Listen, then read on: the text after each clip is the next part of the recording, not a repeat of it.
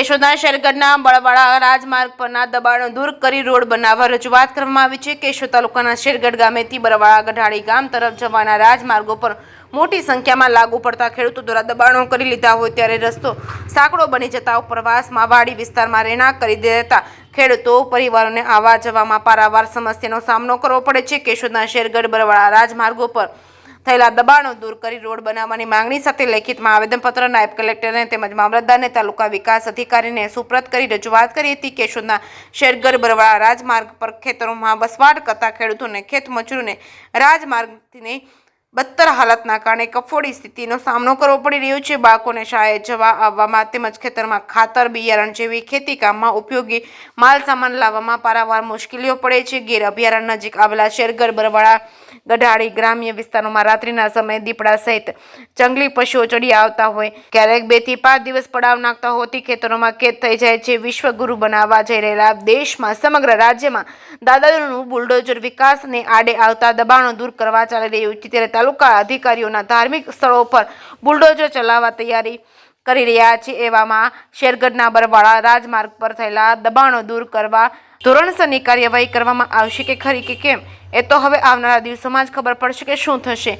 રાજ્ય સરકાર દ્વારા વિકાસના કામો હરણફાળની ગતિએ ચાલી રહ્યા છે। એવામાં જવાબદાર અધિકારીઓ પદાધિકારીઓ અને ચૂંટાયેલા પ્રતિનિધિઓ દ્વારા લાગતા વળગતા કચેરીઓમાં દરખાસ્ત કરી ચોમાસા પહેલા રસ્તો બનાવવાની કામગીરી હાથ ધરવામાં આવશે તો વર્ષોથી હેરાન પરેશાન થતા ખેડૂતો ખેતમજૂરો રાહતનો શ્વાસ લઈ શકે છે। કેશોદના શેરગઢ બળવાડા રાજમાર્ગ પર થયેલા દબાણો દૂર કરી રસ્તો બનાવવામાં આવશે તો કેશોદ તરફથી ગીર તરફ આવતા જતા વાહન ચાલકો માટે પણ આશીર્વાદરૂપ સાબિત થાય એમ છે। ત્યારે જવાબદાર તંત્ર દ્વારા હકારાત્મક અભિગમ અપનાવવામાં આવશે કે નહીં તો આવનારા વર્ષ યોજનારા તાલુકા પંચાયત જિલ્લા પંચાયતની સામાન્ય ચૂંટણીમાં ઘેરા પ્રત્યાઘાતો પડશે એવા એંધાણ વર્તાઈ રહ્યા છે।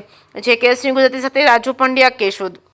અમે શેરગઢ બરવાડા વિસ્તારના રહેવાસી છીએ। અમારા રાજ રસ્તા જેમ કે શેરગઢ ગઢાળી અને અજાબ માતરવાણીયા જોડતા રસ્તાને લીધે અમારા જે વ્યક્તિઓને જે હાડમારીનો સામનો કરવો પડે છે તેના લગે અમે લોકોને તાલુકા વિકાસ અધિકારી અને SDM સબ ડિવિઝનલ મેજિસ્ટ્રેટ લોકોને અમે લોકોને આવેદન આપીને આવ્યા છે। હવે આવેદન એ બાબતનું છે કે અમારા લોકોમાં પેશકદમી કરેલ છે।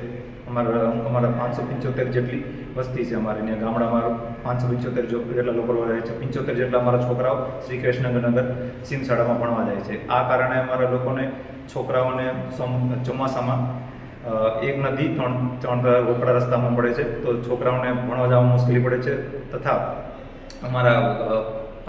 અમારા ગર્ભવતી મહિલા વૃદ્ધ બીમારને જતા 108ની સુવિધા સમયસર મળી નથી રહેતી એના કારણે આ બધા બધી વસ્તુમાં અમારું નુકસાન જઈ રહ્યું છે। કોઈ વસ્તુનો ફાયદો મળી નથી। સરકારશ્રીને અમે ઘણીવાર આવેદન આપ્યું છે। આ આવેદન અમે લોકોને આ વખતે સબ ડિવિઝનલ મેજિસ્ટ્રેટ તાલુકા વિકાસ અધિકારીને આપ્યું છે। આ બાબતમાં અમારું આવેદન સ્વીકાર કરવા નમ્ર વિનંતી।